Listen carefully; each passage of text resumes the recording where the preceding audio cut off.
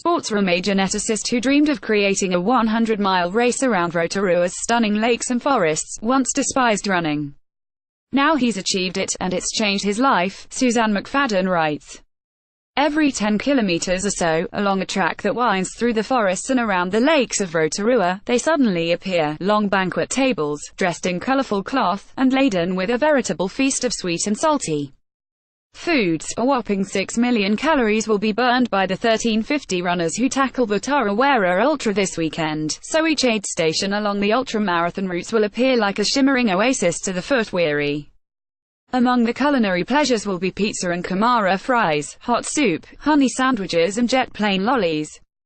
Tom Igusa, who will be among the first to run a new 100-mile, 161 kilometers distance around the volcanic city, dreams of watermelon between each station. Race organizer Paul Charteris knows from personal experience what it is that the runners crave. A passionate ultramarathoner, he completed the 100 kilometers event himself in 2015. And in the first year of the race, 2009, Charteris survived by eating the aid station food in the days leading up to the race, having poured every cent he had into creating the event. 10 years on, Charteris doesn't have to dip into the food rations anymore.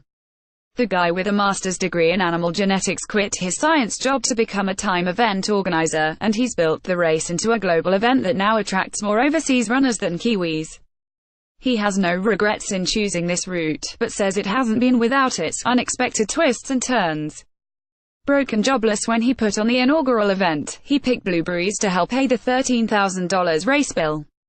In 2014, the fierce cyclone Lucy threatened to wreck the race, but Charteris and his race director Tim Day madly shortened and rerouted the course so it could go ahead. Charteris has openly spoken of his struggle with depression, and how trail running, and this race, have helped him through his darkest days. The event industry isn't easy. From the outside it could look like a great, glamorous role, but it's genuinely hard work. With events like this, most of the benefit goes to the region, he says. It's become even more of a difficult beast to manage now, but at the same time, it's a much richer event. We have a bigger team of volunteers around us, bigger staff, but at the same time the weight of responsibility goes up with each year. The more runners, the greater the expectation. But I love what I do, I wouldn't change it for the world. It's been quite a journey for a man who once despised running. In 1994, Charteris left his hometown of Tarawera to take up a PhD scholarship studying animal genetics at Colorado State University. Working as a dog geneticist in the Northern California town of Davis, he spent his spare time training for triathlons, but hated the running leg. Embarrassed by consistently being overtaken by 50- and 60-year-old women, Charteris headed for the mountains, in nearby Auburn, at the foothills of the Sierra Nevada range. The town, officially crowned the endurance capital of the world, is home to the Western States 100, the world's oldest 100-mile ultra. He fell head over heels for trail running, and during his first endurance race, the Double Dip Sea, run through San Francisco's towering redwoods and fog, he had an epiphany, to stage an ultramarathon beneath the redwoods of home, through the Rotorua Lakes district. Returning home without a job, but with a mission, Charteris created the first Tarawera Ultra race, over 60 kilometers and 80 kilometers distances, starting in the Whakarewa redwoods, and wending its way around spectacular lakes and waterfalls, over menacing rocks and tree roots, by geothermal springs and historic Maori sites. It attracted 67 runners. The second edition of the race introduced the magical 100 kilometers distance the event has since become famous for. By then Charteris was juggling the race organization with a time job as science communicator with SCIEN, the Crown Research Institute for Forestry. His salary went straight into the race. By 2013 there were 450 runners from around the world on the start line before dawn. Charteris gave up his job the following year to concentrate purely on his company, NZ Trail Runs, which he now owns with Day. That year the event generated $1.7 million in new income for Rotorua. It's now part of the Ultra Trail World Tour. And after 9 years of planning, Charteris has finally achieved his dream of staging an 100-mile endurance run, the ultimate test for ultramarathoners.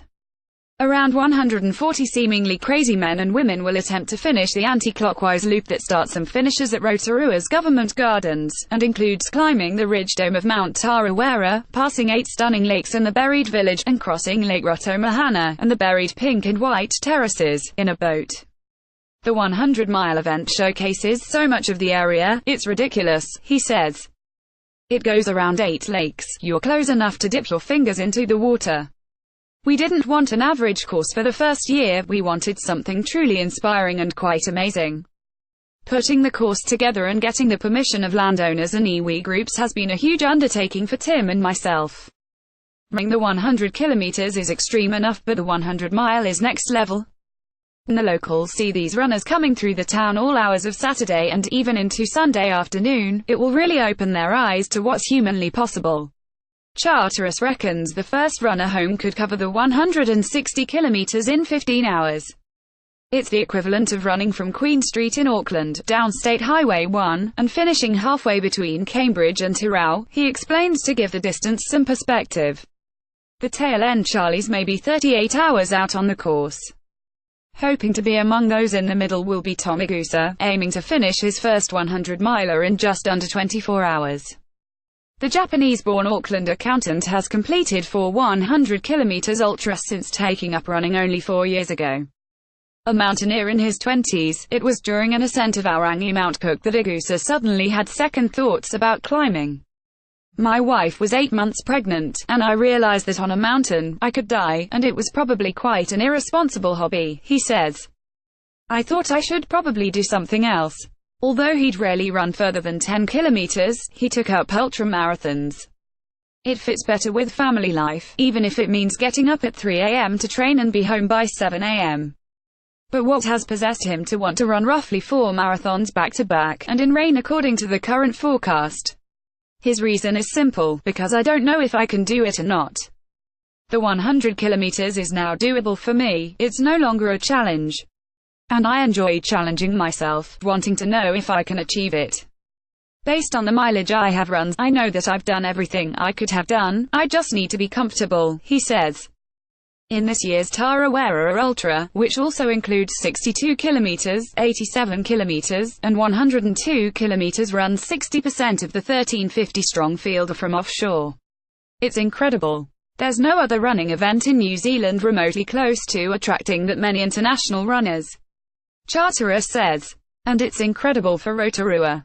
On average each runner brings 3 support people with them, and they average a 10-night stay. For many runners, this is the biggest race of their year, or their whole life.